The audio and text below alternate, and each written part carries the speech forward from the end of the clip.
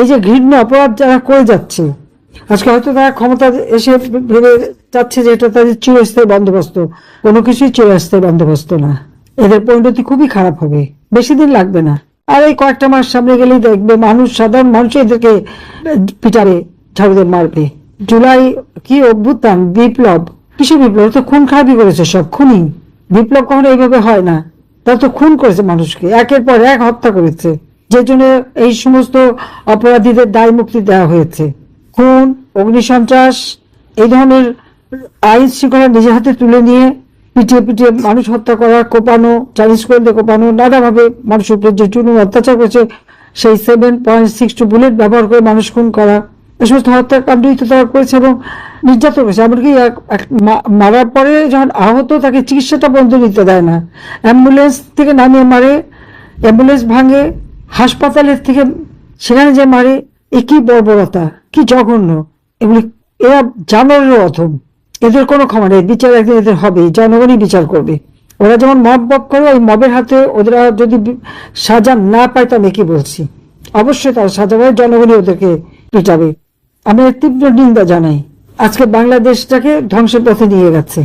ঘরে বিদ্যুৎ নাই, খাবার নাই, কাজ নেই, যুব সমাজ কাজ পাচ্ছে না, ইন্ডাস্ট্রি বন্ধ, শ্রমিকের কাজ নাই, সার নাই, সেচ দিতে পারে না, কৃষক ফসল তুলতে পারে না, মাঠের ফসল চিটা হয়ে যাচ্ছে। আমি জানি না সামনে মানুষকে কি দিয়ে খাবার দেবে, কিভাবে চলবে। ভ্যাকসিনের অভাবে শিশুকে হত্যা করলো, ভ্যাকসিন কিনতে পারেনি। কেন কিনতে পারেনি? এখানে আমার প্রশ্ন। 2024-25 অর্থ বছরে আমি বাজেট দিয়ে যাই, 7,97,000 কোটি টাকার বাজেট। তখন আমাদের জিডিপি 2023 সালে, সেখানে আমরা প্রায় 500 বিলিয়ন মার্কিন ডলারের আমার জিডিপি আমি তুলেছিলাম। কিছু লোন টোন শোধ দেওয়া প্রায় 448 বিলিয়ন তো ছিল। আমাদের প্রবৃদ্ধি আমরা 7 ভাগে তুলেছিলাম, এবারে 6 ভাগের উপরে। অর্থনীতি অত্যন্ত শক্তিশালী, মজবুত ছিল। আজকে সেখানে দারিদ্রের হার বেড়ে গেছে, হতদরিদ্রের হার বেড়ে গেছে, কোনো বিনিয়োগ নাই, আমদানি নাই, রপ্তানি নাই, সব কমে গেছে। বাংলাদেশ যেখানে অর্থনৈতিকভাবে, সামাজিক নিরাপত্তা, শিক্ষা, স্বাস্থ্য, সব ক্ষেত্রে আমরা একটা উন্নত দেশের পথে এগিয়ে যাচ্ছিলাম, উন্নয়নশীল দেশ হয়েছিল, ঠিক তখন এই বর্বরগুলি, খুনিরা ক্ষমতা দখল করে। সবচেয়ে বড় বাটপার হলো ইউনূস। সারা বিশ্বকে সে সবার সাথে বাটপারি করেছে, একটা মিথ্যা আবহাওয়ার সৃষ্টি করেছে, সব জায়গায় একটা ভালো মানুষের চেহারা নিয়ে এসেছে, কিন্তু তার সেই বিভৎস চেহারা আজকে জনগণের সামনে। একের পর এক মিথ্যা কথা বলা ছাড়া তারা কিছুই করেনি। আর ইউনূসের এই বাটপার, ইউনূসের ছত্রছায়ায় বিএনপি, জামাত আর এনসিপি নামের কতগুলি, যারা মানে কেউ ছাত্রলীগ করে গেছে, এটা যেন মনে হয় যেন কাকের বাসায় কোকিলের ছানা, সেইভাবেই এগুলি নিজেদের তৈরি করে এখন আওয়ামী লীগের নেতা কর্মীদেরকে অত্যাচার করে। আওয়ামী লীগ কে? আওয়ামী লীগ জনগণের সংগঠন। 1949 সালে আওয়ামী লীগ প্রতিষ্ঠা লাভ করেছে। ওরা যে এত নাচানাচি করে, ওরা কাদের দ্বারা তৈরি? জিয়াউর রহমান, বঙ্গবন্ধু শেখ মুজিবুর রহমান, বাংলাদেশের রাষ্ট্রপতি, তাকে নির্মম ভাবে হত্যা করেছে খুনি মোস্তাক জিয়া। আমার মা, আমার 3 ভাই, 2 ভাই, বউ, আমার আত্মীয় পরিবার পরিজন 18 জন সদস্য হত্যা করেছে। এবং যারা হত্যা করেছিল তাদেরকে ওই ইন্ডেমনিটি, দায় মুক্তি দিয়েছিল। সেই খুনি জিয়া, তার পকেট থেকে বের হওয়া হলো বিএনপি। আর জামাত হচ্ছে যুদ্ধ অপরাধী। 71 সালে হত্যা চালিয়েছে, 71 সালে বুদ্ধিজীবীদের হত্যা করেছে, 71 সালে তাদের সেই আলবদর রাজাকার, আল-শামস বাহিনী করে যেভাবে নির্যাতন করেছে, লুটপাট করেছে, সে যুদ্ধ অপরাধী হিসেবে তাদের বিচার হয়েছে। তাদেরই দল হচ্ছে জামাত। কাজে এরা, আর এনসিপি তো অবৈধভাবে ক্ষমতা দখলকারী, ইউনূসের হাত দিয়ে অবৈধ দল। এদের কোনো জনগণের কাছে কোনো অবস্থান নাই। ক্ষমতা আসতে না আসতে অজস্র টাকার মালিক, জনগণের পকেট খালি। ওই ইউনূস, তারেক আর তাদের চালাচামুন্ডাদের পকেট ভারী। আর এদিকে অত্যাচার করে আওয়ামী লীগকে ফ্যাসিস্ট বলে। ফ্যাসিস্ট কে? তুলনা করে দেখেন তো।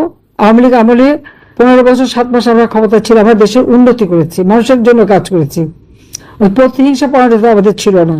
কিন্তু এখন যখন আমার নেতা কর্মীদের উপর চরম নির্যাতন করে, ঘরে ঘরে আজকে শিশু হত্যা করলো তারা ভ্যাকসিনের অভাবে, সমস্ত টাকা মেরে খেয়েছে। 41,000 কোটি টাকা আমি বাজেটে রেখেছিলাম এই ভ্যাকসিন সহ চিকিৎসার জন্য, সব টাকা মেরে দিয়েছে। আর শত শত মাইল কোল খালি করেছে। আর তার উপর আমাদের প্রায় 10,000-এর উপর আমাদের নেতাকর্মী, তাদেরকে হত্যা করে, তাদেরকে গুম করে দিয়েছে। লক্ষ লক্ষ নেতাকর্মীর বিরুদ্ধে মামলার তো কোনো সীমা নেই, সব হত্যা মামলা বাংলাদেশের সবচেয়ে সস্তা। তো এদের অন্যায় অবিচার যে পর্যায়ে চলে গেছে, এদের পতন খুব অবশ্যম্ভাবী। তারপর পতন তাদের হবেই হবে। আমাদের মধ্যে মিথ্যা অপপ্রচার চালিয়ে যেটা করেছিল তারা নিজেরাই নিজেদের অপকর্মেই মানুষের কাছে তারা আজকে হেয় হয়ে গেছে।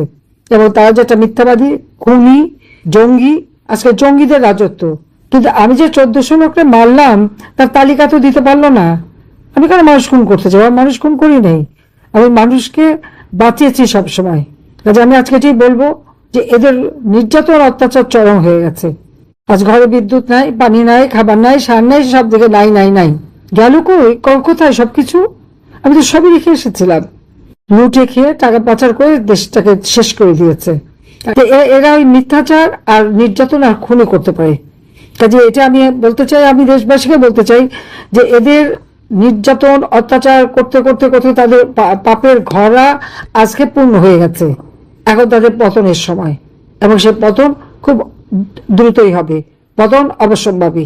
কারা আপনাদের উপর অত্যাচার করেছে, নির্যাতন করেছে, সেটা হিসাব রাখেন। আমরা কখনো প্রতিহিংসা করি না, কিন্তু মানুষের জানমাল রক্ষা করা, মেয়েদের ইজ্জত রক্ষা করা, এটা আমাদের দায়িত্ব। আজকে কোনো মা বোনের ইজ্জত নাই বাংলাদেশে।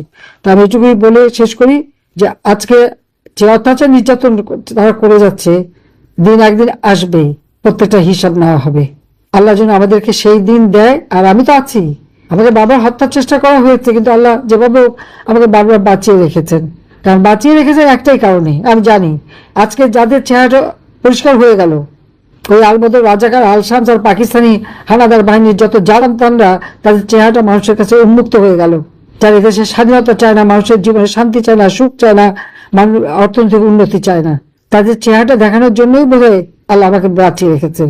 আবার আমরা বাংলাদেশকে উন্নত করব, আবার বাংলাদেশের মানুষ সারা বিশ্বে ইজ্জত পাবে, সম্মান পাবে, মাথা উঁচু করে চলবে। জাতির পিতার সেই আদর্শ নিয়েই আমরা এগিয়ে যাব। সবাইকে ধন্যবাদ। জয় বাংলা, জয় বঙ্গবন্ধু, বাংলাদেশ।